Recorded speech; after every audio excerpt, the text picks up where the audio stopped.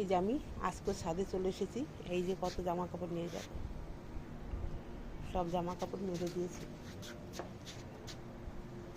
রোজই কিছু না কিছু কাঁচা অনেক থাকে, কিন্তু এই যে দেখো বিয়েবাড়ির প্যান্ডেল এখনও খোলেনি। সে বিয়েবাড়ি বলেছে না, বিয়েবাড়িতে আমরা খুব মজা করেছি।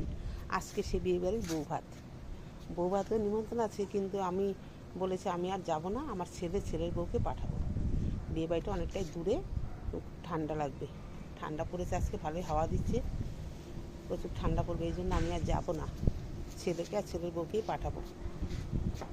খুব মজা করেছি বিয়েবাড়িতে, খুব ভালো লেগেছে। এই দুটা দিন খুব ভালো কেটেছে। এই যে দেখো, এই যে আমার ফুলটা কত বড় হয়েছে। দুটো ফুল ফুটেছে, এই ফুলটাও ফুটবে। এই ফুলটা এখনো ফোটেনি পুরো, এই ফুলটা মনে হয় আরও অনেকটাই বড় হবে। এই যে লঙ্কার চারাগুলো লাগিয়ে, এই দেখো ধনেপাতা লাগিয়েছি, ধনেপাতাগুলো উঠেছে। এই যে ধনেপাতা, কটা ধনেপাতা লাগিয়েছিলাম, উঠবে কি উঠবে না কি জানি, দেখলাম উঠেছে। এটার মধ্যেও লাগিয়েছি, এখনও ওঠেনি।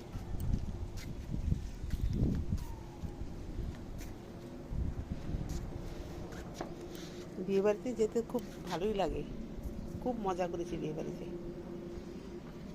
এই জন্য আজকে আর যাবো না, এত ঠান্ডা আর ভালো। এমনিতে আমার পায়ে ব্যথা, এতবার করে সিঁড়িতে ওঠা নামা করেছি না, আমার পায়ে খুব ব্যথা হয়ে গেছে।